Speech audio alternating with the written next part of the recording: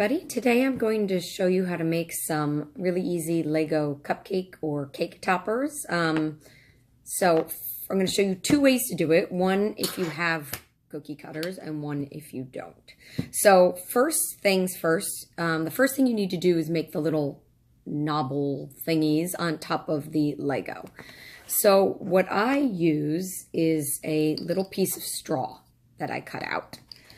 You also need a roller and a paintbrush, some water.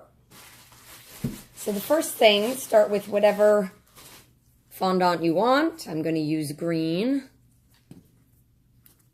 Put down a little cornstarch on your board so it doesn't stick.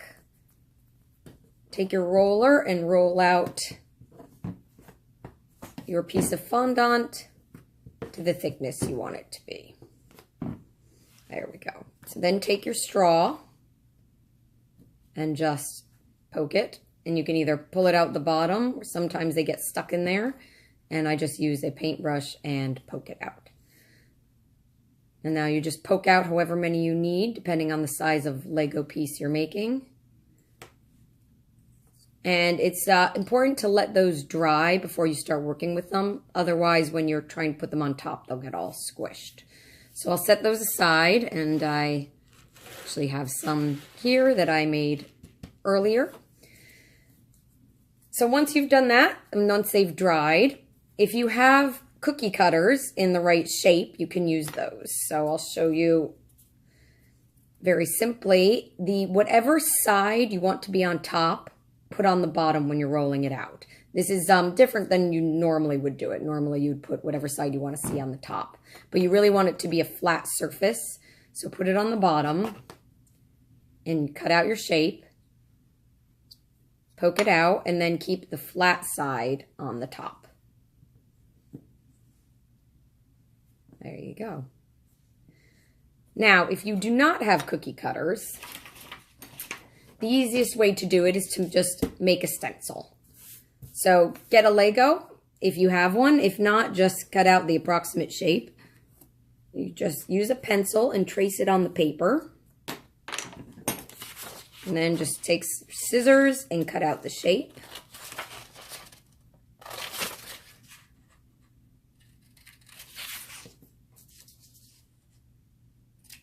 There you have it.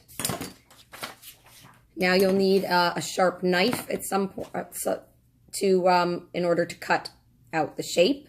You could use the X-Acto knife, but I find then the X-Acto knife isn't quite long enough for the sides, and it gets a little bit crooked. So roll out. I don't have quite enough fondant here, but we'll roll it out anyway. If you want to do it, sometimes I do flatter ones to stick on the side of a cake. For cupcakes, I would use the thicker ones.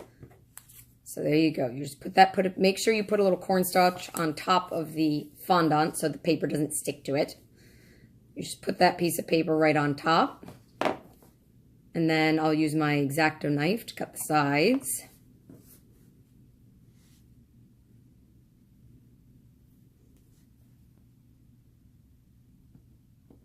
And then you use your other knife to cut the longer sides.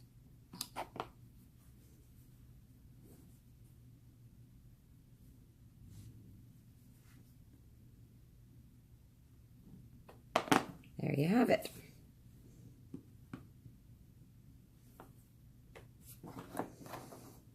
So once you've done that, then all you need to do is attach the little bits to the top of your shapes. So just take a tiny bit of water on a paintbrush and just make little dots on top where you want them to go.